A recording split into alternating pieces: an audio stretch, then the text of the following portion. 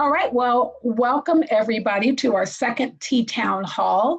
I'm glad you all could join us this evening to be a part of this very important discussion.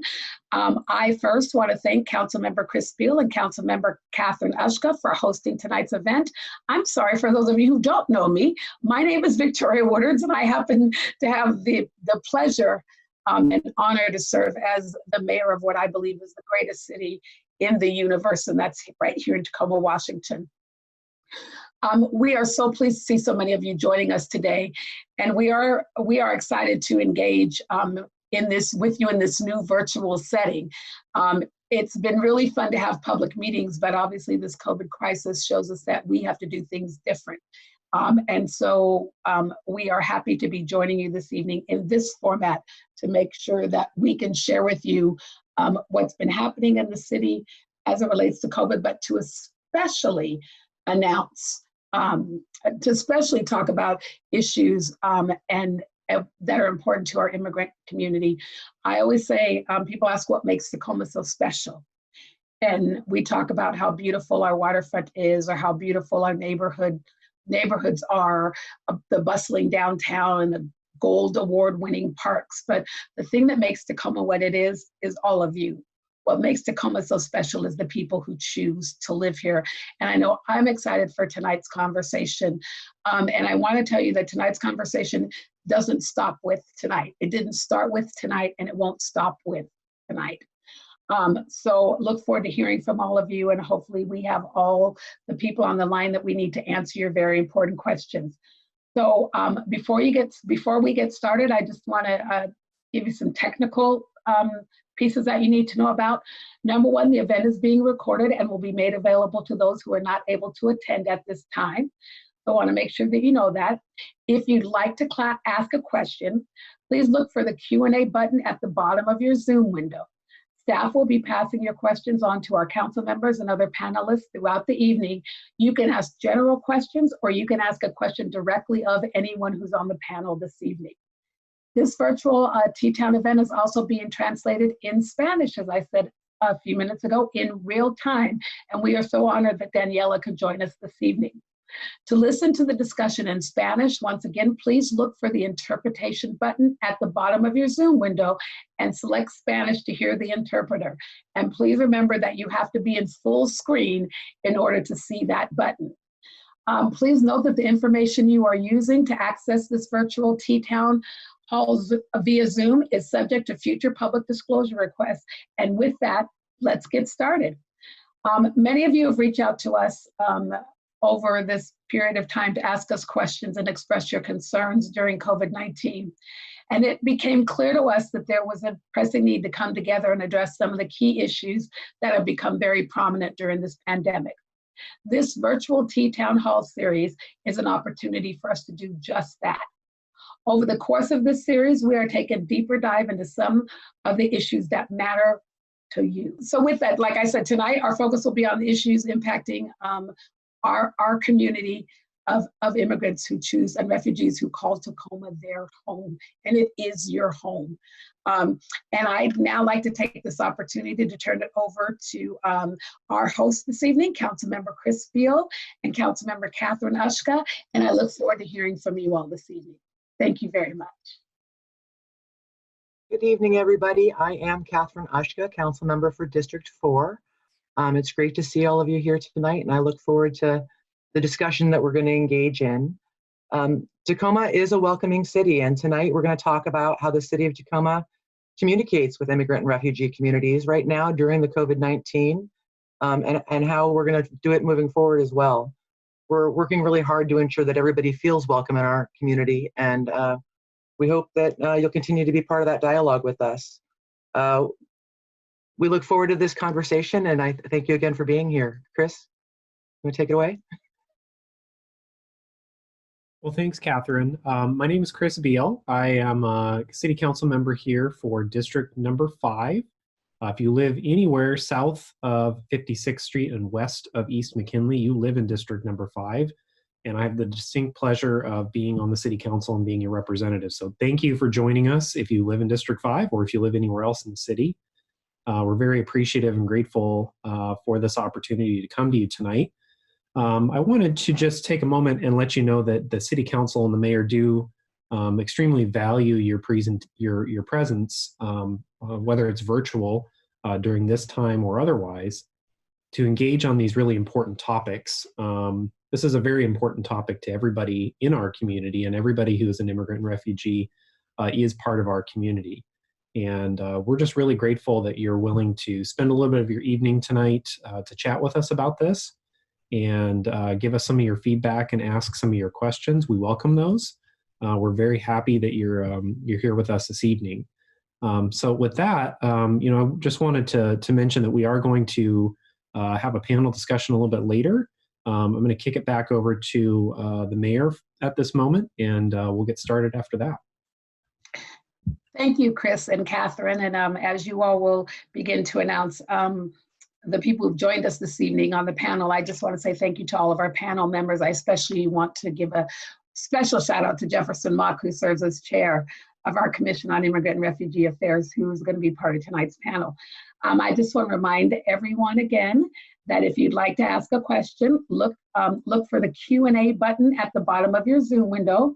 Staff will be passing your questions on to council members and other panelists throughout the evening. You can ask general questions, or you can ask direct questions of a specific member of the panel. You also have the option of asking your question in Spanish, and volunteers will be working to translate your questions in real time. So again, thank you all for being here, and I'll now turn it back over to Catherine and Chris to get us started this evening. Thank you. Just by way of intro, Councilmember Beale and I had the opportunity to meet with some of Tacoma's immigrant and refugee leadership over Zoom calls over the last couple of weekends, and that's what led us to build the topic for this conversation tonight. With this plan, we have some key subject matter experts that I have the honor of getting to introduce. First, on community resources in Tacoma, as the mayor mentioned, we have the chair of the City of Tacoma's Commission on Immigrant and Refugee Affairs, Jefferson Mock. On the city's communication and engagement efforts surrounding immigrant and refugee communities, we have the City of Tacoma's Media and Communications Director, Tanisha Jumper. And on the city's efforts to influence state policy on issues that impact immigrant and refugee communities, we have Assistant to the City Manager, Anita Gallagher.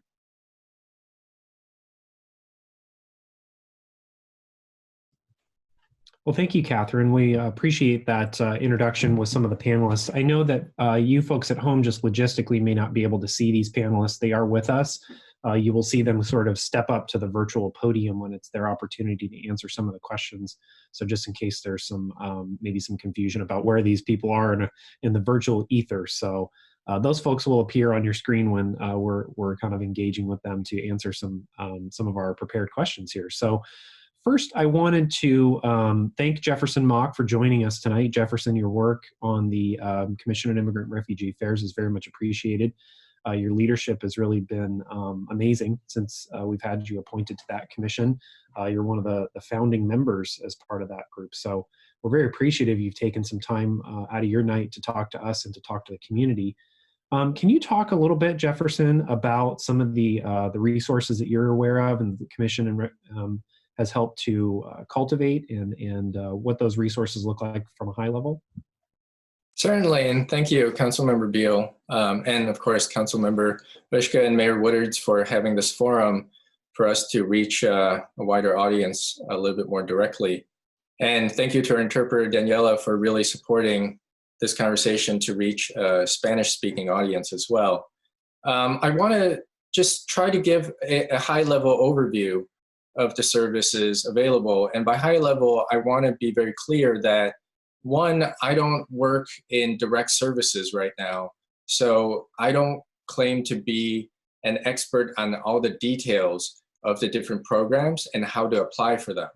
And I want to make this point very clear because right now, some of the programs that are available, they have many eligibility criteria that seem like they might be open to immigrant applicants, but might create complications for them in their immigration status or their personal situations. And I'll just highlight a few.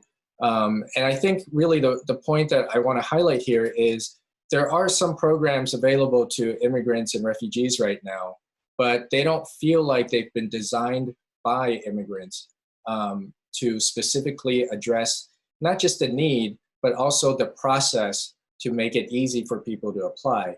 And this isn't limited to City of Tacoma, so I'll just make that very clear too. Right now, there are a few programs that are also available through the state, like the Disaster Cash Assistance Program. And that's been open for a little while. And it is open to anybody on the surface. But one of the criteria for that program is that you have to apply for any federal benefits for which you are eligible. And that includes some benefits like TANF or the SNAP benefits, the food assistance piece, that would trigger the public charge issue. And I don't want to go into the specifics of the public charge issue, but essentially that would mean that applying for those benefits might affect your application for a green card, or might affect your chances in the future to become a citizen of this country. So even though it says, hey, you're eligible as an immigrant, regardless of status, go ahead and apply for this program, within the application process, there are some barriers that can make it harder to access those benefits or make you reconsider that choice. City of Tacoma has a fantastic rental assistance program that just launched, and I know the deadline to apply in this first round was yesterday, and so I believe the notifications as an update should be going out today to people who might have applied through the lottery system. And I do want to point out that, as Mayor Woodards said last week, the hope is that this program will get more funding and can benefit more people going forward, because the need is very acute and it's going to last for some time. So that's good to know, and it's good to know that people who have already applied, their applications will stay in the system, and so if they didn't get that assistance this time, it will be available in the future. One of the things that one of our commissioners, Diana Parra, helped out with in the rollout of this rental assistance program was to ensure that language support was available in the application process. So I think one of the things that hopefully practitioners, direct service providers, people like the commissioners on this Commission on Immigrant and Refugee Affairs can maybe talk through some of the planning process before a program is rolled out, so that we didn't have to see the application process go live and then immediately offer to help with the language assistance, because we got some feedback that people couldn't figure out the application, and there was some information that seemed pretty complex for them to figure out on their own. So this is definitely an offer of assistance. I think, you know, when I think right now, I'm hearing that city budgets are hurting, households, of course, are hurting. This is hopefully a way that by involving people like the Commission, which is comprised of community members working with immigrant and refugee communities, we can maybe spend that money a little bit smarter or more targeted, so that it's just more efficient, right? As the money is being, the budgets are being squeezed, hopefully we can rely on some of these resources that are available to the city that, you know, hopefully it doesn't cost too much to, you know, talk together a little more. Right now, that's what we have a lot of time for on these Zoom calls. So just expanding the conversation, consulting together a little more, and really just trying to refine these service programs and assistance programs to both meet the needs of immigrant and refugee communities, and then help design new programs, as Councilmember Ushka talked about, programs that will hopefully be helpful beyond COVID-19. Thank you, Jefferson. I've got a couple of follow-up questions, and I appreciate your outlining some of those barriers. Your mayor and your council are aware that there's greater barriers in our immigrant and refugee community, and we've been trying to make sure that when we develop programs that we're offering other ways of accessing programs that avoids that recording. But Talk to me a little bit more if you can, so that community members that are listening now, for resources that are out there, how can they access more information about them?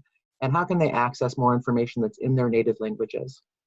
Yeah, it's a really good point, Council Member. I feel like a lot of organizations, the city of Tacoma, different levels of government, are all trying to figure out this question. And one of the things that I really feel like we can point to is that there is a lot of work being done, both at the community level and from trusted partners like nonprofits that we might be familiar with. One assistance program that I didn't mention, it's not even really a program. It really started as sort of a crowdsourced relief fund for undocumented immigrants, is available on a website called Scholarship Junkies. And we can share this out later. But it's really organized by a set of well-known organizations like Northwest Immigrant Rights Project, Washington Immigrant Solidarity Network, who came together to both appeal for these donations, crowdsourced donations, and help administer and distribute them to families. So we really have to rely on trusted community partners to help with expanding the reach. We have to think about the way that they're not only making information available in a language, but making sure that information is culturally appropriate. And the example I use a lot is we're in a process where more planning, more consultation needs to happen, and it needs to happen in the beginning and not just at the end. So if we talk about a translation of a document, there's a big difference between having a document in English and translating it into different languages after, as a last step, versus talking to somebody in that non-English language and creating that document in that language from the start. It just becomes very clear who the audience is supposed to be if you take an English document and then translate it versus drafting that document right from the start in that language that you want people to use. As far as communications, I think right now we have actually quite a few opportunities and platforms that exist in the community. I know our friends at VT Radio is live streaming this town hall for us, and that's an incredible asset for this community to have. And I think there are more opportunities to both organize, coordinate, and support initiatives like this. They are the ones who already have audiences that we want to reach, already have some platforms that we really can just support and build onto. And so we have to think about who are these people in our communities, how do we get more connected to them, and how do we make sure that they are at the table in designing these projects or ideas to better reach communities. Thank you, Jefferson. I think that community collaboration as we move ahead will allow us to get better and better as we move forward. Absolutely. I appreciate that, and I appreciate your underlining some of the collaboration that we have involved with tonight to make sure that we're broadcasting this in other languages on different channels as well.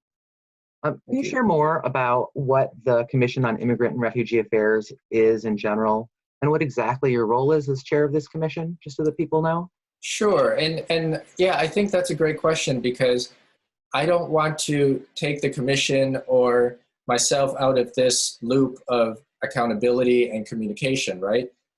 This commission started only a couple years ago, and it's a collection of appointed volunteers. So community members who applied to be on this commission were then appointed to join together to act as an advisory body for the city council, for the mayor, to really help channel community input up to those levels so that we can have a broader conversation.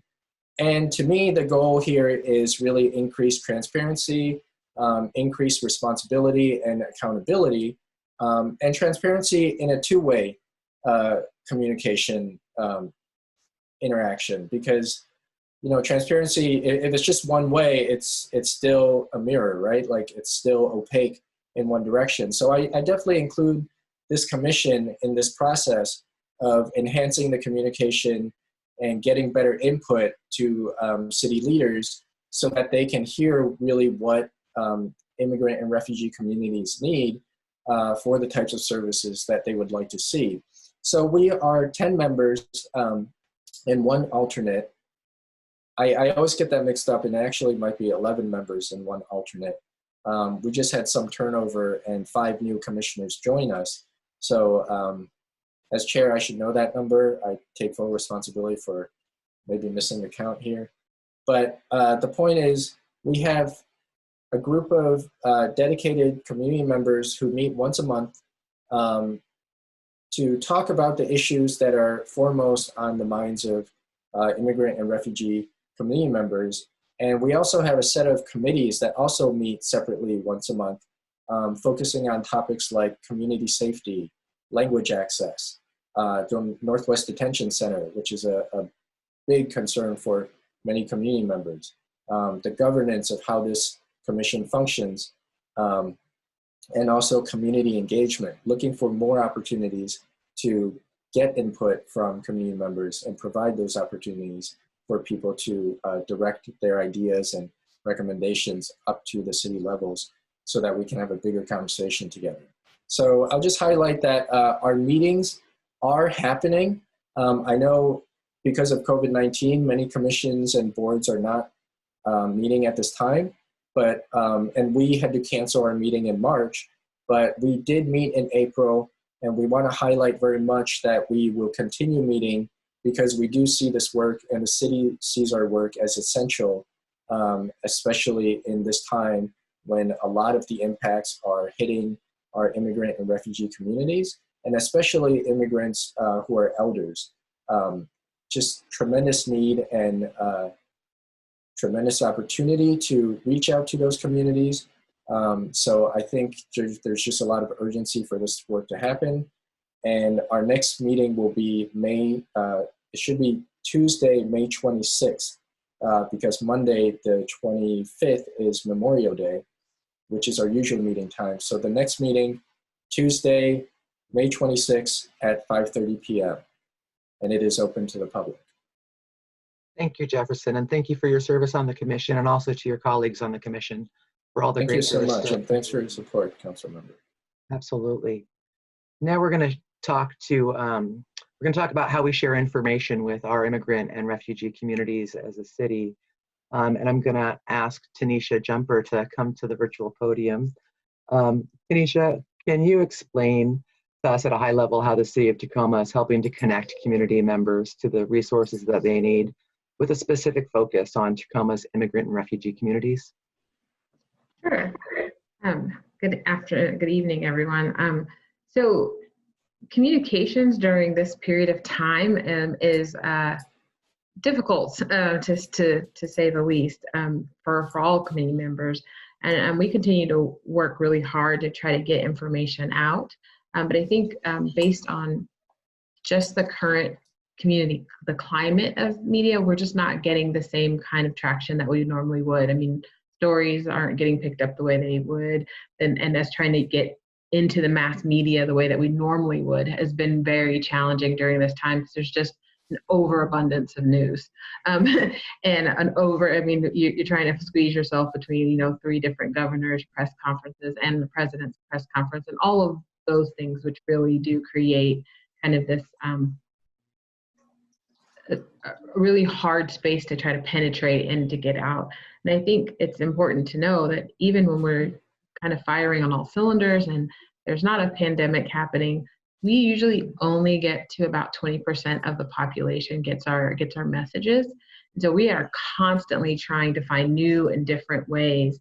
And in looking at those numbers, I was particularly interested in the fact that You're off completely? I think you're not even in the meeting. Sorry. As I was looking at, trying really hard to figure this out, about almost 2 years ago, we started looking at how we could add additional staffing to our team to really address the issue of community. And I think one of the things that Jefferson said, really important and important for us, was to figure out how do we create. We don't want to decide for communities what they need from the city of Tacoma or how they need it. we really want to co-create that, which means we added a position to our team, a community engagement person. And we have lots of people throughout the city who do community engagement. Well, we've never had a person, I won't say never because I've only been here 5 years and I don't know what happened before me. But since I've been here, we haven't had one person dedicated to trying to really engage with the community in the ways that we have. And so about a year ago, Kenny Coble joined our team and has been really working with different internally to try to understand what are we doing, what are our bright spots internally, and then how do we turn those bright spots, and then how do we go out into the community and talk to communities about what they need. And so, we know that we cannot rely solely on online media platforms, but we do our best to make sure that we have the most information possible there.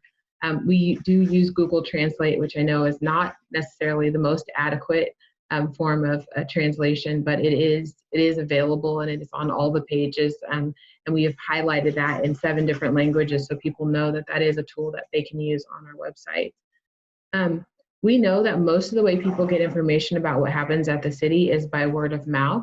And so we've made some intentional efforts over the last couple of weeks to reach out to community partners to be part of our network, to get information out quickly to communities of color, non-English speakers, immigrants, refugees, and really try to tap into that. So we've reached out to some different nonprofits. We've also created a kind of a blog post where you can, if you are interested in helping us to be a connector, you can sign up for that. And if you are interested in that, you can send an email to mco@cityoftacoma.org.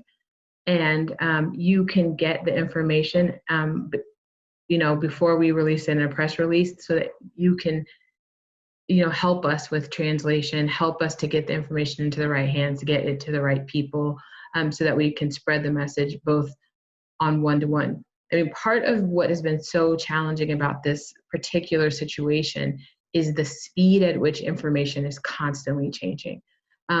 We will get something printed and ready to go out, and it will change 5 times before we hit the print button. So we have basically moved away from all print forms of information, which makes that really hard. In normal times, we would have something printed, we would take it to certain locations, we would disseminate it that way. Well, people can't gather in those locations, can't go to maybe a community meeting that's already existing, like how we would normally do. And even a postcard, by the time we printed a postcard, got it translated in the appropriate language and mailed to someone, I guarantee you it would be wrong by the time it got there, because that's how fast information is changing every day. So we are looking, the other jurisdictions, the health department, Pierce County Emergency Management, they're all trying to figure this out with us. And so we are really working collaboratively to make this better across the entire community. So it's not great, it's not perfect, and we are aware of that, and we are also very interested in constantly getting better and better and better. And so I think the real answer is about how do we partner better to figure these things out? How do we have our long-term plan, which we will execute on when we are able to meet and be in the same space together. But until then, this isn't a situation where we could say, well, these communities should do more of this, or the city should be like, people should be like, the city should do more of this. It's like, how can we do more together? And how do we do that collectively to get everyone the information they need in the most efficient ways possible? Thanks, Tanisha. This is Councilmember Chris Beale. Can you hear me okay? Yeah. Okay. I wanted to ask a follow-up question on one of the items that you mentioned. I think you used the term collaborator or connector. We also use the term like a community ambassador. Yes. We're very fortunate tonight, of course, to have Daniela here as a paid ambassador. And I think that model, when Catherine and I have spoken to folks on our Commission on Refugee Affairs and other folks in the community, as well as our Office of Equity and Human Rights, which I think is important to highlight here as part of that process. A lot of those folks tell us, hey, these things should be, front of mind, right? They should be something that doesn't need special accommodation, that things like translation services things like people or the government is asking them to provide a service almost in connecting with communities with government communications, which again is so key. We're so lucky to have you and the folks that work in the Media and Communications office trying to get out, as much relevant information as possible. A lot of those folks are saying, hey, don't rely on volunteers. Don't ask people to do the work that government should already be doing. So are we kind of looking at like a paid program that's similar to that? I think we are, but I wanted to expand on that point. So I think a couple of things. One, we have reached out to some of the current ambassador programs that we found out there was some money available through the State Department of Health for assistance with translation, and we forwarded that to the agencies we were talking to, and they have applied for that. So hopefully they will get some money to increase their ambassador program. I guess one of the things I want to say about this is that communication is so nuanced, and the things that we have to do, sorry, I have a child in there washing dishes. Please stop. Thanks. There is so much nuance to how people want to get information based on their age, how they want to get information based on the language, how they want to get information based on what issues. Like some people want to hear about every issue, some people only want to hear about the issue that matters to them. And so for us, it becomes increasingly more complicated. And I'm not saying that as an excuse that gets us away from it. There really isn't a perfect way for communication unless everybody is part of it. So I don't think there's ever going to be a time when we're going to ever be able to pay for every possible service that we need. We need to do a better job. And we've talked about how we would add more bilingual people to our communication staff, but our staff is shrinking, not growing. And we are trying to figure out how to do the most we can with the least amount of resources possible. And so that's just a really hard space to be in to make some of the changes I think that we would love to be able to make. If I could do everything I want to do, I'd have all kinds of different people in the communications department, because it really does take good communications is about deeply understanding every nuanced little group and understanding what they need. And that would be the ultimate, situation. And so I think we have to deal with what do we have in front of us? Where do we already have established ambassadors out in the community? How do we formalize those relationships so that we have really ingrained ways of getting that? I think paying for that service is important. And so we have to figure out how we do that in a way that we are compensating people for the work that they're doing. And we have to keep learning and keep being flexible and keep trying new things. And if we've learned nothing else from COVID-19, we have learned how to be a little more adaptable, move a little bit faster, and figure things out that we didn't know yesterday we needed to figure out. So I'm grateful for that.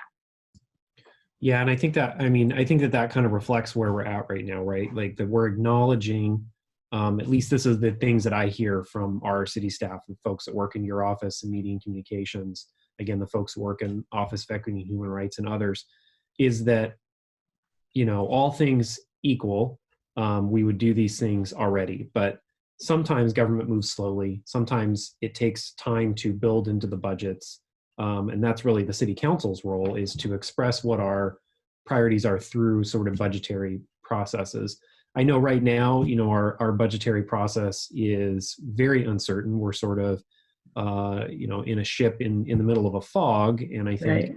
Lifting that fog to see where we're at after that, I think would say that. But I just want to say, from what I've heard from our mayor and from the rest of my colleagues on the council, is that these things are a priority. And I think the community Absolutely. Can expect to see these things become second nature for the city over time as we continue to hear and engage authentically with our community partners. So I appreciated your answer on that. The other question I wanted to ask is kind of what the city's policy, particularly in your office, Tanisha, on printed materials like postcards or flyers or whatever it might be related to the COVID emergency or anything else, what is our current policy on providing multilingual printed materials?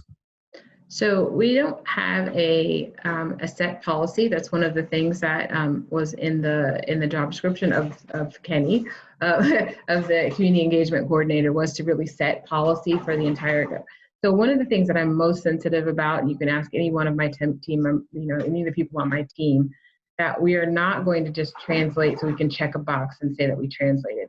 It's much bigger than just words. It is about co-creation and transcreation and actually understanding what different communities need from us. And that is not a one-size-fits-all situation. We have some communities that speak another language, but are perfectly comfortable getting information in English and would think it would be silly for us to translate. There are other people that need it translated. There are some people who need it interpreted because they don't read the language, they speak the language. And so we have to actually take the time. And I think that's one of the things that if we weren't hit with COVID, we'd be in the midst of it right now. Our plan was to launch this in May, was to actually meet with groups and actually talk to them. What information is important to you?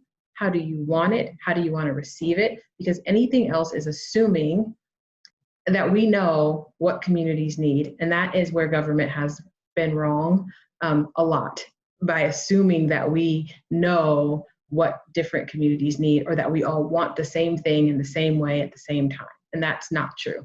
And so our team has spent a lot of time, like, how would we get to that level? And once we understand that level, then we will write policy that the rest of the city can follow. Because it's not okay if just our department knows how to do it, but the department that you're going to interface with the most doesn't. We have to know how to do it and then how to spread that throughout the organization so that we become a better organization all the way around. And part of that is hitting our goals in equity. But we have more people in the community that reflect, more people work for the city that reflect the community. Some of these issues and some of the expectations that community have of us is because if you go to New York or California, they have tons of second generation immigrant people working in all the places. You don't have to have a person, you don't have to go find a special person to translate the things in the bank. 3 of the tellers speak the languages of the community. And that's where we have to get to really do this thing fluidly, quickly, being the most effective. And that's why that target is so important, because it's not just about I made this word into a Spanish word. It is about, I walked into 311 and I saw someone who looked like me. I felt safe asking my question. I felt safe to share the information that I need. And so communications is so much more than words. And we understand that in our department. We're trying our very hardest to push as fast as we can to get there. Well, thanks, Tanisha. I just appreciate, how honest some of your feedback here has been. I've seen nothing but those things displayed over time, and among most of our, all of our staff that work on these policy level issues. I think there's a level of humbleness and humility around wanting to really, again, authentically engage with people and listen. That takes time, and honestly, that sometimes slows things down. But we want to serve people in the ways that serve the needs of the communities that we know are vulnerable, that we know need more help than others to achieve the same as people who have more than that. So I just appreciate that. I think, again, having an Office of Equity and Human Rights, I think, has helped engender some of this. But it's really, I think, my reflection in the 2.5 years I've been on the city council is that it's really baked into the process. So I really do appreciate your feedback on that. Next, I want to call on Anita Gallagher. Anita Gallagher is one of our executives in our city manager's office. She works very heavily with our legislative delegation in Olympia and does some of our lobby work on the city's priorities for statewide legislation, which again is very important to this issue around immigrants and refugees. I think Anita is a great panelist to have here, and I think she's going to help us understand how things work in Olympia, which I always learn from her communication very much more than I already know. So I wanted to call on Anita to maybe give us an overview about how some of our priorities work, what our priorities are, and how we work with our state and federal, obviously federal as well, delegation on the issues that impact immigrant refugees. Well, real Thank quickly. you so much, Councilmember Beale, for the. Anita. Oh, yes. Anita, hold on one second. Real quickly, speaking of time, I just want to assure the listening audience that if they're looking at the time, it's now 6:47. And I know that we only advertise this to go to 6 o'clock. So I want to assure people who have put questions in the question box, not to worry, we will get to your question this evening. And I will just ask staff to stay on a little bit longer. And so that we can make sure that we answer your questions tonight. So with that, Anita, sorry to interrupt. I just want to remind everybody we are here to answer your questions, and we will do that. Thank you so much, Mayor, and Councilman Beale for the introduction. So I do want to start with a little bit of information about our approach to our state and federal advocacy work. So most everyone here tonight probably knows that the City Council sets policy for our community through the passage of resolutions and ordinances. But another way that we achieve our policy goals is by advocating at the state and federal levels on issues that are priorities for Tacoma. So each year, the City Council passes a resolution to adopt the legislative agenda for the following year. This is typically a list of funding requests and various policy statements that the City Council and the government relations team, like myself, will work together on over the course of the following year. So the legislative agenda that was adopted by the Council at the end of 2019 makes very specific requests of the state legislature and takes very firm policy positions regarding issues of concern that we have regarding the immigration detention system. At the state level, our priorities for the 2020 legislative session included a request for legislation to clarify that privately operated detention centers do not qualify as essential public facilities under the Growth Management Act. So some folks here tonight might recall that in 2018, the Tacoma City Council enacted land use regulations that essentially restrict the expansion of the Northwest Ice Processing Center, and that those land use regulations were later faced with a legal challenge by the GEO Group, which is the private prison company that operates the Northwest Ice Processing Center under a contract with Immigration and Customs Enforcement.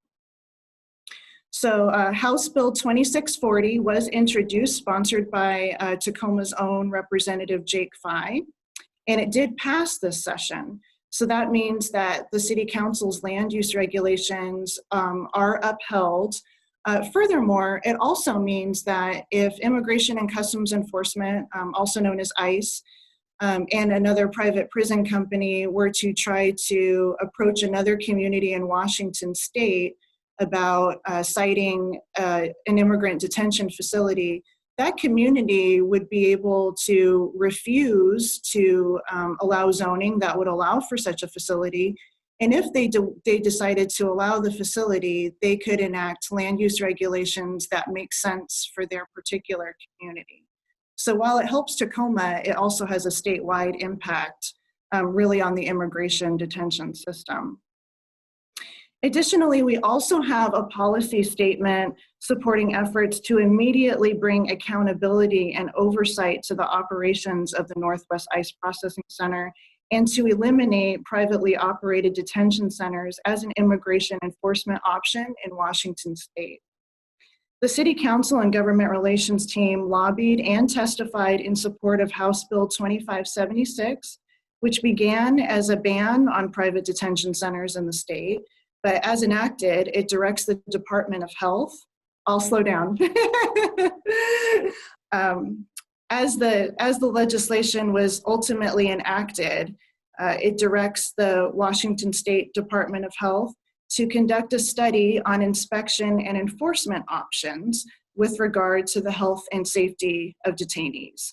So even though it was passed with a little bit different effect, we still regard this as significant progress on the issue. We weren't in the driver's seat on that particular bill. That was led by a coalition of immigrant rights stakeholders, but we were certainly pleased to join the team. And it's an example of sometimes how we work with other political advocacy groups on certain pieces of legislation where we're serving to amplify and lift up the voices of those who are kind of leading the charge. So I want to briefly switch gears to the federal level. And our priorities there include a statement encouraging Congress to continue to pursue legislation to end the use of privately operated detention centers.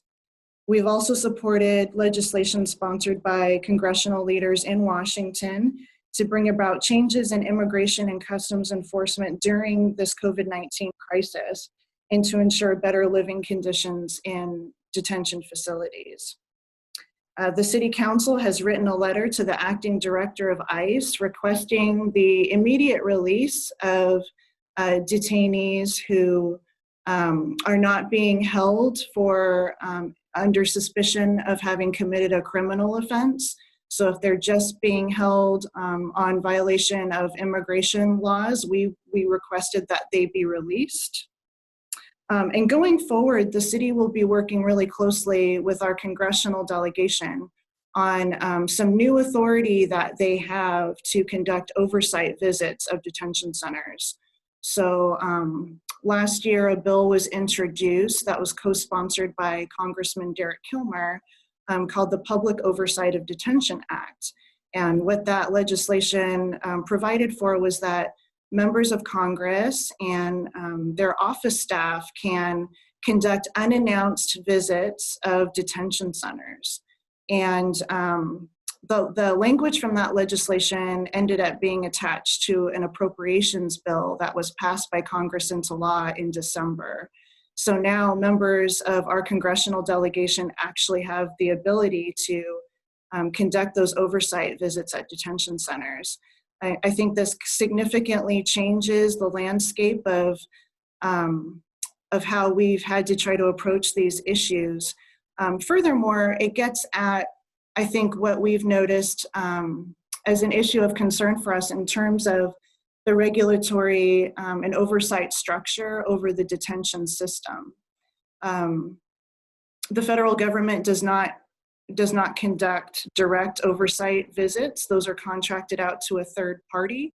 And so now having members of Congress be able to go into facilities and really look at some of those quality of life issues that we've heard concerns about from community members is a major development and very positive. So in closing, very, very positive developments on both the state and federal fronts.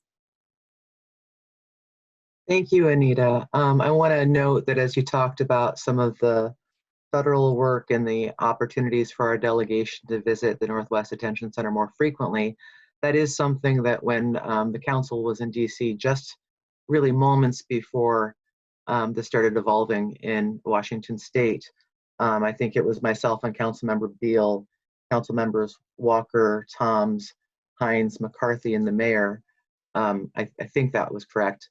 But we spoke to all of our federal delegation. They all had every intent of taking advantage of that opportunity. Of course, that was just before the pandemic started, and now that's slowed down as well.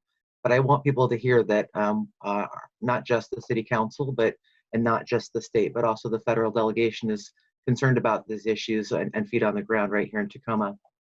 I appreciate that. We want to make sure that we get on to questions from the community. So I'm going to stop right there. And hey, Chris, do you think that we're ready to go to questions from the community? Yeah, I think so. I think that's a good idea with the time. Okay, why don't you jump in?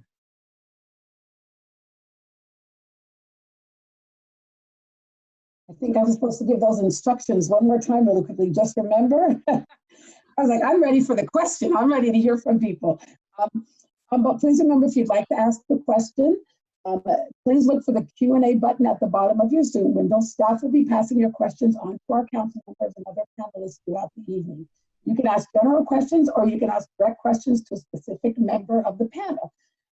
Again, you also have the option of asking your question in Spanish, and we will translate that question. So thank you very much, and I will turn it back to the council members who will ask those questions. Go for it. All right, thanks, Mayor. I am reading from our online submittal questions. So our first question is from Vilma.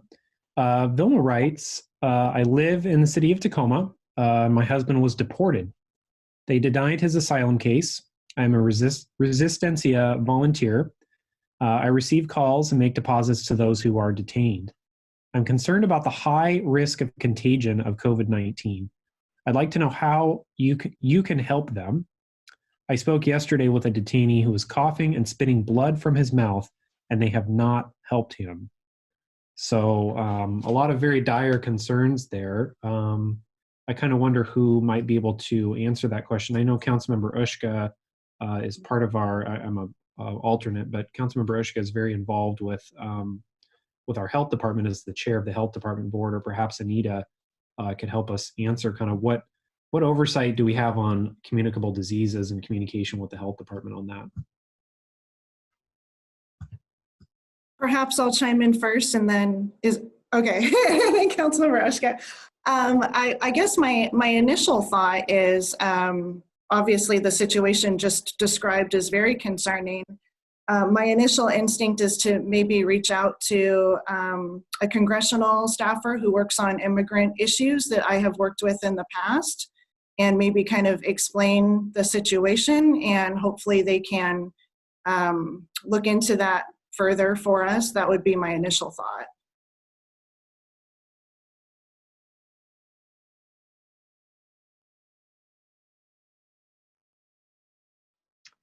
Thank you, Anita. Yeah, the jurisdiction of the health department is not really, we don't have the ability to enforce anything. I think that as a council, we've certainly expressed our concerns with you.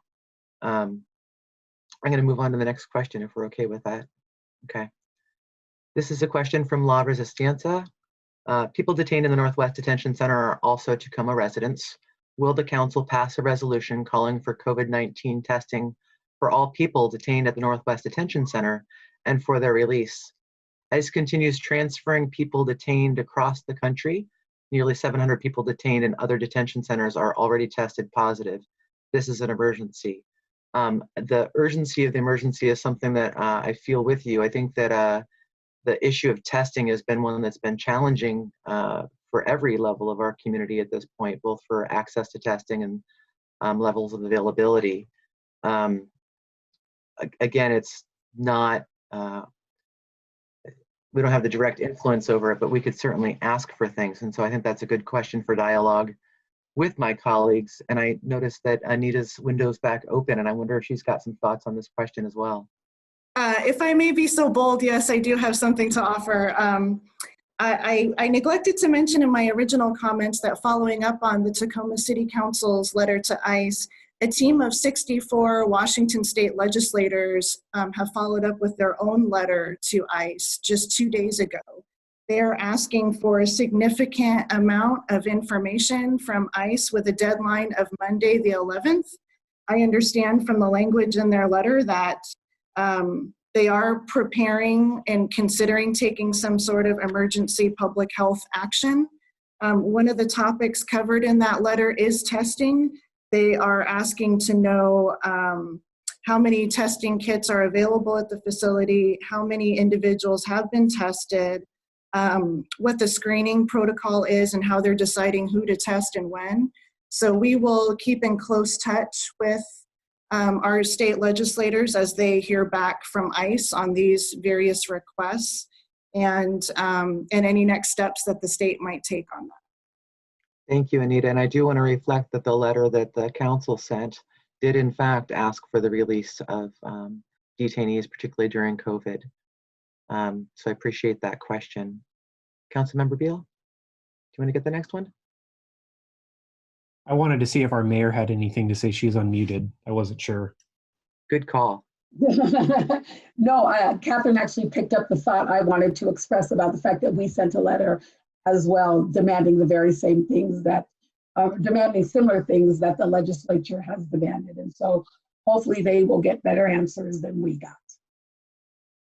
Yeah, and I just, before I get to the next question, we do have one queued up. I kind of wanted to respond to that as well, that, I think we all share similar values on the council, that the Northwest Detention Center is pretty deplorable in our community. And I think, all things being equal, as much as we possibly can, we are advocating for changes to federal policy to the extent that I think we have influence over it.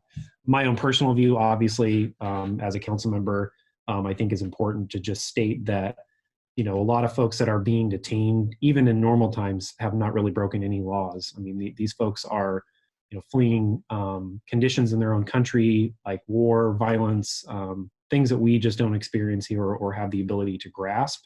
So insofar as whether myself as an individual lawmaker believes that the current federal policy is right, I don't. I think it's immoral and I think it's wrong. And I think that there have been other times in our past where we don't have large-scale private prisons profiting off of the detention of human beings for doing nothing other than trying to better themselves and their families. So insofar as I wanted to at least acknowledge and respond to that question, because I know it's a global one, I know it's something that our Commission on Immigrant Refugee Affairs has dealt with, and I'm just appreciative of the advocacy groups that are out there working on the front lines and bringing us the stories of the folks that are suffering in these facilities, because the conditions are not good. And unfortunately, it's happening in our front yard. So I wanted to move on to the next question. The next question is from Carrie. Carrie asks, is the Greater Tacoma Community Foundation assistance donation account set up yet? Thank you for that. People on here might also want to donate to help immigrant neighbors, since I believe immigration status is not being asked by the city. I'll take it. I'm here. Yeah, thank you, Councilmember Beale. So I should have had the question answered before we got on tonight. I know that they were going back and forth completing the paperwork. I will say this to everyone who's on the call tonight: check our website at least by Monday. Everything should be signed and we should be ready to go. We have solidified the fact that we're going to have a partnership, just getting all the accounts set up and ready to go. Now, that fund that is set up for rental assistance. We do have another fund at the city that is our legal assistance fund, which is different. But if you put in your donation either a letter or a note that says you specifically want this donation to go to immigrants, as we have already set aside 45% of that funding. 45% of that $1.2 million is set aside for communities of color, and that includes immigrant and refugees. And so, and we are going to continue even moving forward to make sure that that set aside happens in whatever comes forward. So check out our website by Monday or Facebook, and we should be able to announce with a link and have everything up. Mayor, can I ask a follow-up question on that to you? Sure. Can people earmark it so that it particularly goes for persons of color and not to anybody else? They're making a donation to that fund? Yeah, I think if they put on the donation that where they want it to go, we have an obligation to put the money where it wants to go, where people want it to go. The problem is if it's a $25 check and we're giving out $1,000, that, we can make sure that that's included in there. Right. But if someone gives $50,000 and says that's where they want it to go, that's where that will go. Great, thank you, Mayor. The next question is from Sarah, and there's a similar question from Liesl. Hi, Sarah and Liesl. It's really good I wish I could see you. Sorry about that, guys. They want to know what the city is planning to do to support the undocumented population who can't access any of the stimulus packages, but have been faithful to taxpayers. This is a really good question. And when we look at some of the CARES funding that's coming down, and I forget what CARES stands for, but that's the acronym for the federal funding packages that are coming to states and cities and towns. At this point, funding hasn't been allocated, and the mayor might answer this better, to areas of less than 500,000 people. So right now, the $157 million was allocated to Pierce County, and the Pierce County Council is designating how that goes out. There's a portion of that that will come to the city of Tacoma, and I know that we are cognizant of the fact that there are populations who can't access any of the stimulus money. So right now, I think that since we don't know what kind of funds we're going to receive, it hasn't been a real detailed dialogue. But I think it's a good point of conversation. And I see the mayor's microphone off, and I ask, Mayor, what are your thoughts on this as we go ahead? It's very timely. We just had a conversation today with mayors and council members across the country of cities bigger than 500,000 and of cities smaller than 500,000. And what I would ask everyone to do is at the level that you're comfortable, reach out to our federal delegation and tell them how important it is that they fight for the next package. We have people who are really holding fast to the fact that cities smaller than 500,000 need to get those dollars directly, because when they go through the state, there are so many things that need to be paid for that entire money doesn't get down to the cities. And so we need to make sure that monies go directly to cities. So if you're comfortable reaching out to your federal legislators, please do so, because that's the help we need. We're fighting hard to get money so that we can do the things we know we need to do at the local level.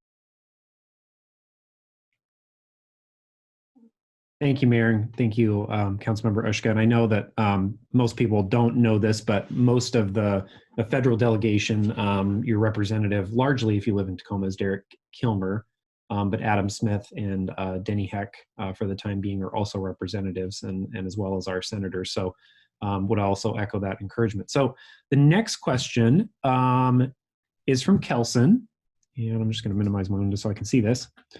And a similar question from Vilma. Mayor Woodards, this is directed towards you. Are you doing anything to follow up on the lack of transparency from ICE to protect the health and welfare of all Tacoma residents? Yes, I am. So a couple of things, as was stated by Councilmember Ushka and Councilmember Beale, and Anita helped me. Was it in January or March that we went to ICE in DC? That was back in January, Mayor. Okay, sorry.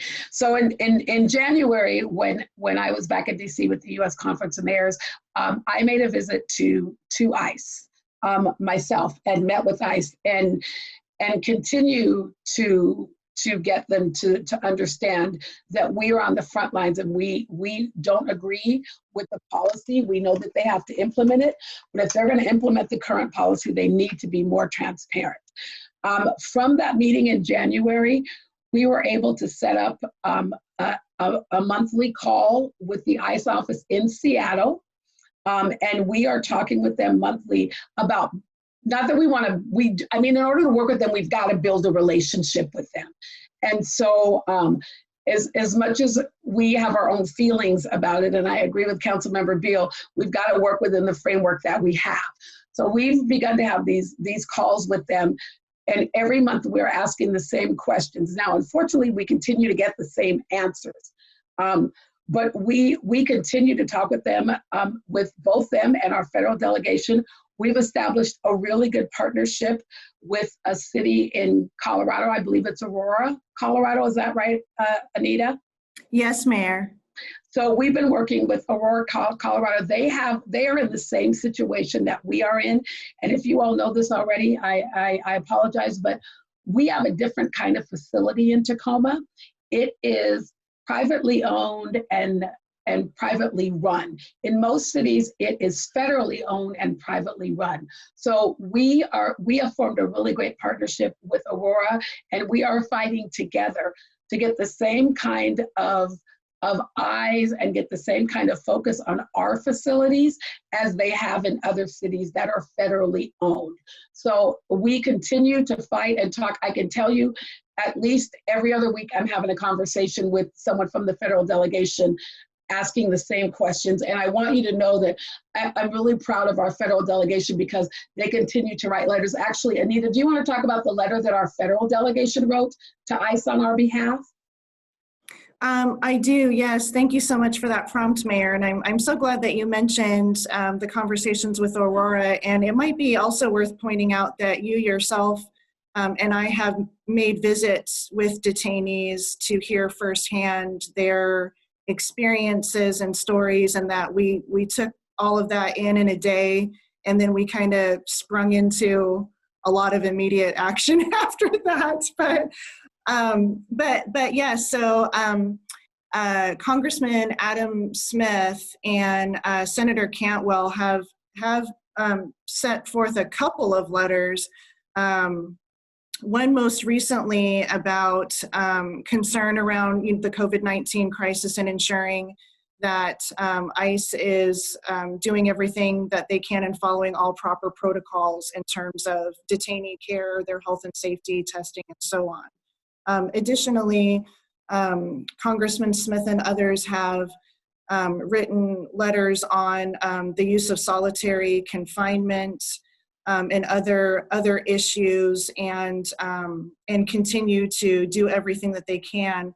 But up until the end of December, members of Congress did not have the access to the facilities to be able to go in and check things out themselves. So absent that ability, it's been kind of difficult for them to really take the action that they've wanted to take, I think. So now that they do have that authority, it's a significant tool for them.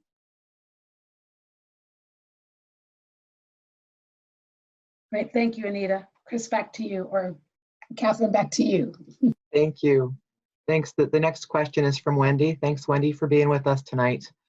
Her question is, well, it's a statement first.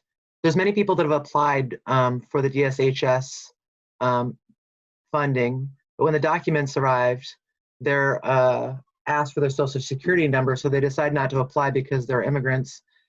And so these undocumented community is terrified and doesn't trust the federal government since they change their decisions from one moment to the next. Others feel unprotected despite the fact that they say it won't affect their citizenship petition. Thoughts. And I think that I have a lot of thoughts on that. I can tell you that the moment that our state announced that there was funding available, I emailed one of the people that's in contact with us from the governor's office and asked them if it would affect public charge. And I was sure that both that it wouldn't and that would be noted on the website. The distrust of the federal government in regards to, I'm going to speak for myself here and I'll give my colleagues a chance to offer reflections here too. I think that's fair game. Things have changed a lot.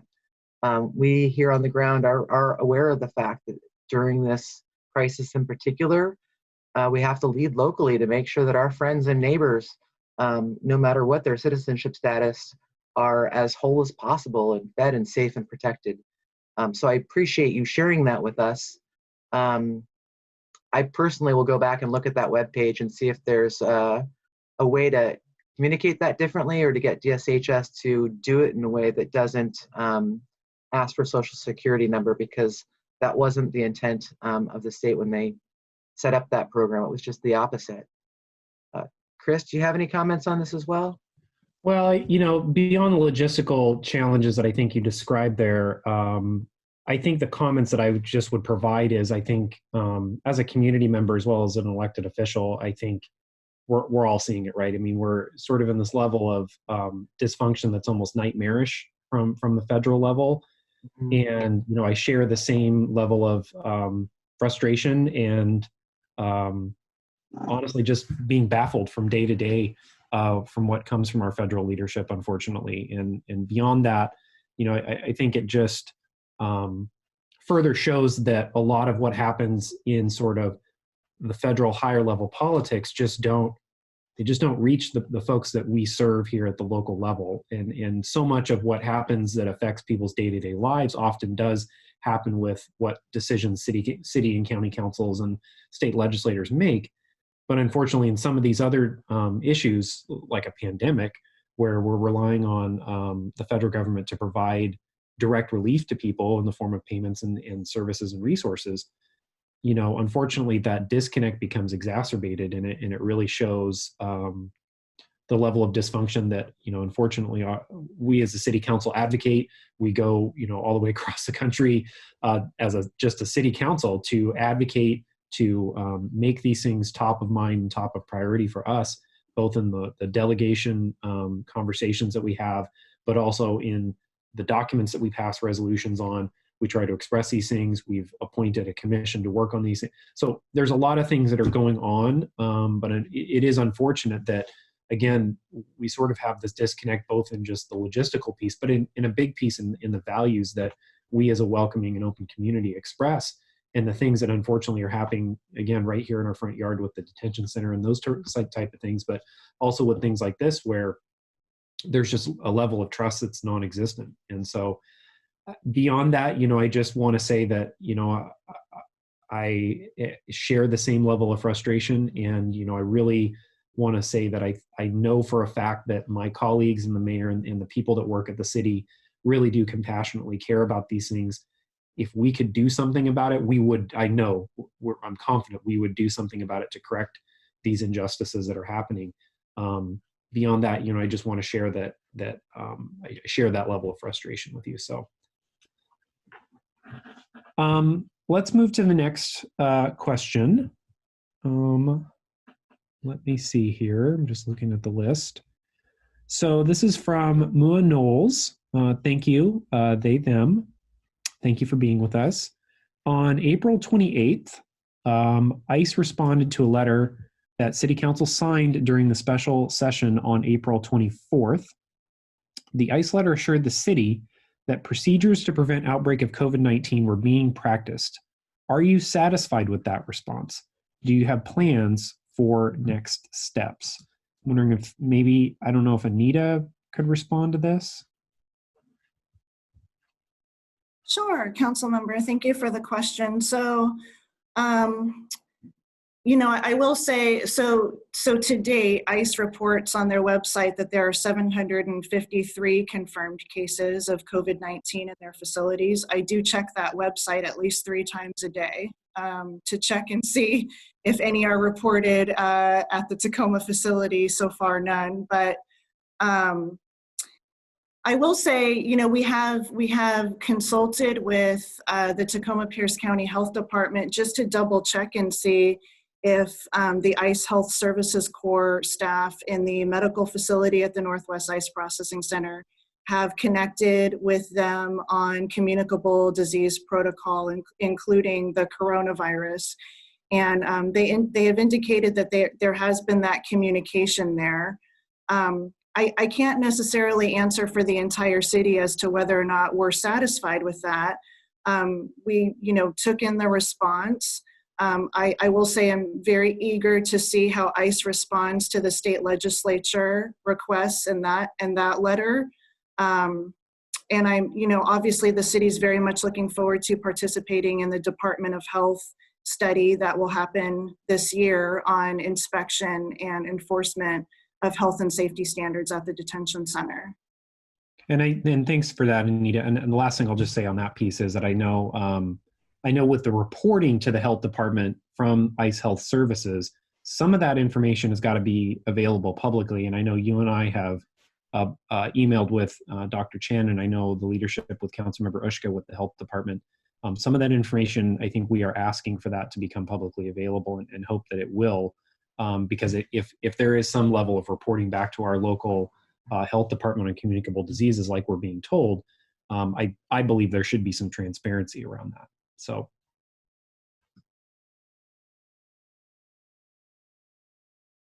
Thanks. I'm going to go on to the next question. I think that this is going to be the last question I asked tonight. Thank you, Rose. Mayor, this question is directed to you. As of Tuesday, May 5th, ICE reported 674 cases in 38 facilities. 2.5 weeks ago, on 4/17, it was 124 cases. So the numbers have increased 5-fold since then. ICE and GEO are still not taking necessary measures to protect people on the inside of the Northwest Detention Center. Given that GEO is not following rules regarding PPE and social distancing, what will the city do to protect people detained and working at the Northwest Detention Center? Thank you, Councilmember Ushka, and thank you for the question. The young woman who spoke earlier this evening about a person in the facility who they were visiting who was ill. Anita and I are going to follow up tomorrow. I want to make sure that person gets my email address or Anita's email address. we want to follow up tomorrow with our congressional delegation about that person. And in the case of where people actually were there and had these experiences, we can take that experience and take that back and share that with our congressional delegation. They get a little bit more respect than we get, not much, but a little bit more than we get from them. As it relates to the PPE situation and whether or not they're following guidelines or not, we, again, don't have the authority to go in and inspect at any time. Neither does our health department to be able to confirm if that is true. We take everything we hear, and when we're having our conversations, we bring them up in every conversation, everything we hear, and we ask for a response. And we will do the very same with this information. So I'm sure Anita has already written it down, and it will be a topic of conversation. I don't know, you all, if you hear frustration in my voice, it is because we continuously send letters and have conversations. And I know you feel like sometimes talking to us is like bumping your head up against the wall. We feel the exact same way as we continue to talk with them, but we're not giving up. We will, if we have to go down there every day and send a letter every day, we will do that until we get some action. And I'm really grateful for Anita, who really is our staff person, who is laser focused on this issue, along with Councilmember Ushka and Councilmember Beale and our Deputy Mayor, Keith Blocker. And I would add the entire council, but there are some who are just focused on this all of the time. I'm going to bring that up. I don't know how we get in there to verify they're not wearing PPE or they're not using PPE correctly, but if there's a way for us to figure it out, if we can send the health department in, if this letter, that the answer that comes back from ICE to our state delegation, maybe they will get better answers. But short of storming the fence, and we can't do that, we will just continue to ask the question, and we don't care how many times we have to get asked, and we'll continue to seek answers from them. Can I offer a small observation? Yes. So I do want to thank the people of Resistencia when they talked about submitting a resolution or preparing one, calling for the release of certain very vulnerable, high-risk detainees. They did send that to the commission as well. And when I see, so many questions about the Northwest Detention Center, and these kinds of questions come to the commission too, and they take so much of our energy and patience and effort in these conversations, it really makes it hard to have a broader conversation about cultural vibrancy, about economic vitality. We all know that this issue is just tremendously draining for all of us, and yet we keep fighting. Mayor, I appreciate your comments there, and I also appreciate you saying that you also understand you have to keep a relationship with ICE as working partners. If you ever feel like the commission can be helpful in delivering a message, we're not as interested in maintaining that relationship. I joke, I kid, but honestly, what I do think is helpful here is it just strikes me that with so many of these questions coming, even in a town hall like this, maybe we can gather up some of this input before we write the next letter, so that, the letter can be more targeted. I know ICE has great communications tactics to deflect and ultimately not answer these questions. But when I see these questions coming from community members, they're very precise. They demand very clear answers. Maybe we can work together to craft something that is going to be even more effective. Would love to do that, Jefferson. And so two things I want to share. One, let me be clear. When I said relationship, I don't mean we have to be their friends. I mean, we have to keep the lines of communication open, because if we shut it down so much that they won't even respond to our letter, then we shut that door. So we want to continue, but we don't mind saying the hard things, and we don't mind asking the hard questions. Right. The other thing I'll say, and I don't know if Anita had mentioned this, we also, this session, Anita, I don't know if I missed it, and I'm sorry. We also, this session, will continue to fight for the shutdown of private prisons in our state. Thank you. And so, Anita, did you talk about that at all? Did I miss that? I only touched on it really briefly, Mayor, because of House Bill 2576, which started as a ban on private detention centers, right, and then kind of evolved. I know that the legislature is considering different constitutional implications with that legislation, given that a similar law that was passed in the state of California has been legally challenged. But that's the goal, because going back to the original point about it's not just the Northwest Ice Processing Center, it's the system, and we're trying to affect change to the system, and that would be a very tangible, change to that system. So.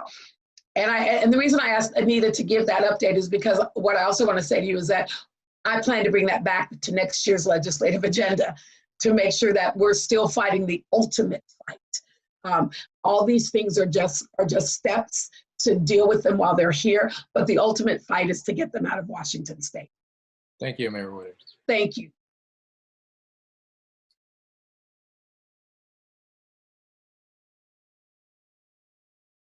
Well, I think that was our last question. Hopefully I'm not jumping in on Councilmember Ushka.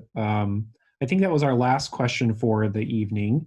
I just wanted to, thank everybody for joining us tonight and really honestly sharing a lot of really hard questions. I mean, these were really great. And, I hope that, I hope the folks that asked those questions were able to get some level of authenticity from this medium. I know this isn't, face-to-face dialogue, but I feel like these were really great questions that were asked. I want to thank the folks that came on tonight. A couple of our just fantastic city staff people with Tanisha and Anita, and Jefferson as well. Thank you very much for your time tonight. We're just so lucky to have such a passionate community that's working with the city council on these things. And we're just very lucky to have you, Jefferson, as a member of this entire community. So just wanted to say I'm grateful for that. I'm grateful for all your work. We understand this is a challenging time for many people that are listening, either here in English or through our translation services that are provided here. We want to thank you for doing that, and just thank you for continuing to abide by the state restrictions that have become necessary for us to flatten the curve during this COVID-19 pandemic. We know that that's the whole reason why we're here on Zoom. But there could be benefits to that folks didn't need to travel and maybe find childcare and stuff like that tonight. So hopefully there was some small level of silver lining as we continue to figure out what life is like under these conditions that, I think we continue to see maybe some benefits in outreach in these formats. So hopefully that was helpful. My personal thoughts for this evening, again, is just that I'm grateful for, the impassioned community that's here in Tacoma, as well as just the region.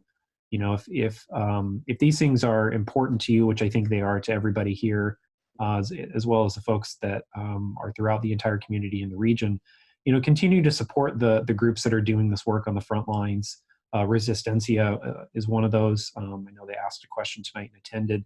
They're really doing frontline work on this. And so, like we said earlier, we express some of our policy through the way that we budget. If you're able to give to some of those organizations, either organizations like Northwest AID, Resistencia, other groups that are doing this work, those are really our community partners. The city can't do this alone. We have a scope, and our scope is to legislate and to act and to do things within the parameters and sideboards that we have to operate within.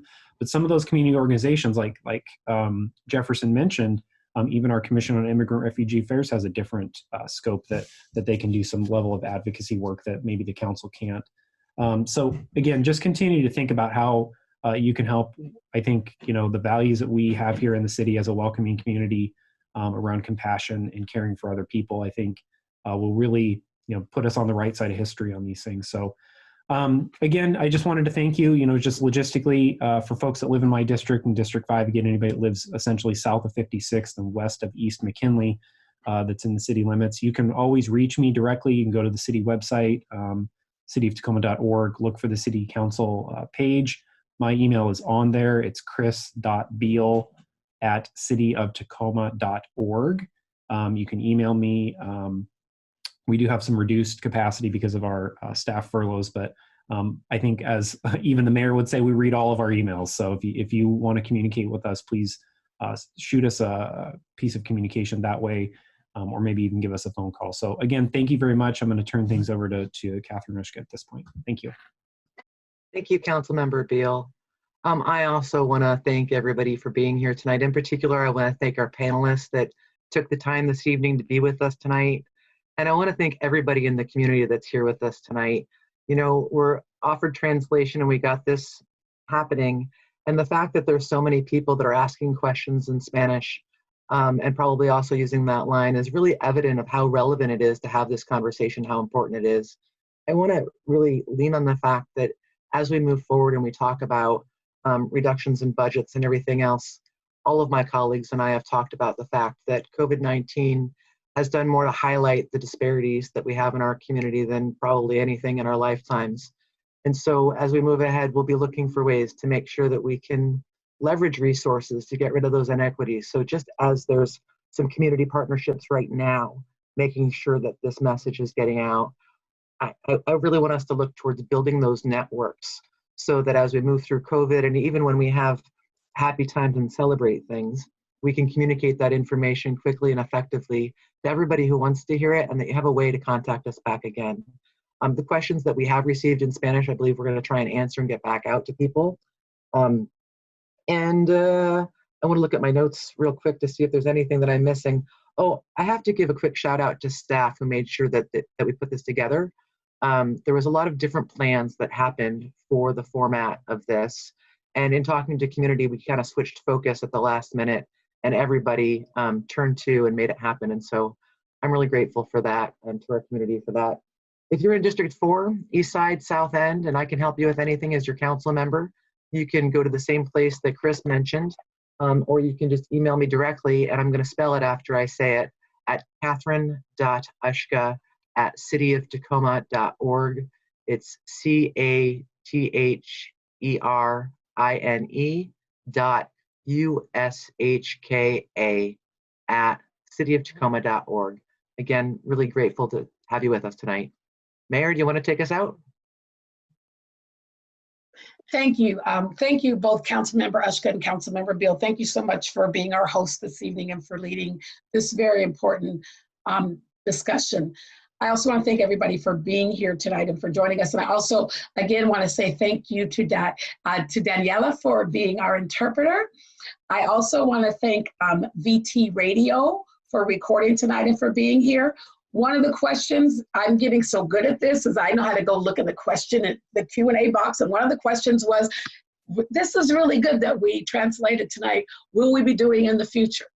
Every town hall that we have, every T-Town hall that we have after tonight will include translation. There was also a question about, can we expand it?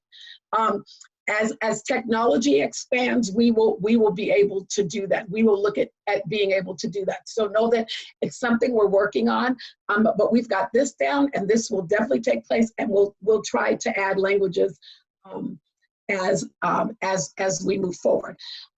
You know, it's a difficult time, and I would argue that in some communities it's always a difficult time.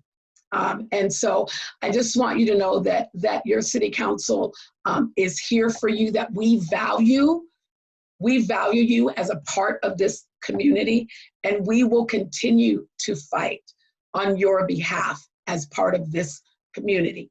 I said it before, I will say it again. What makes Tacoma the city that it is the fact that all of you choose to call Tacoma home. As it relates to COVID directly, or before I make my final comment, let me just say this. This was the second in our T-Town Hall series. Next week, we will have number 3. Next Thursday at 6 p.m., we will be talking about economic development in Tacoma, and that will be hosted by Councilmember Robert Toms and Councilmember Connor McCarthy. So they will be back here next week at 6 o'clock. We hope that you will join us and ask some of the questions that maybe you didn't get to ask tonight, especially those as it relates to getting access to loans and businesses, because we will have experts on to have that discussion. As we get through what has even made the hard times even more difficult, this COVID-19 pandemic, I want you to know that it's getting a little bit easier, but there may be times that it gets a little bit darker before it gets totally light. And I want to remind us all that even in the toughest of times, we always survive. We are a strong and resilient community. and we will get through this. And the reason that we'll get through it is because we'll get through it together. After every storm, and you learn something in that storm, the next time you build up even stronger to withstand the next storm. And that's what we will do in Tacoma. And we will do it together, and we will be stronger in the end because of it. Thank you all for being here this evening. Thank you to everybody who participated. Thank you, Jefferson, for your leadership with Sarah and all of the work that you all do. And we look forward to continuing this work together. Thank you, everyone. Good night.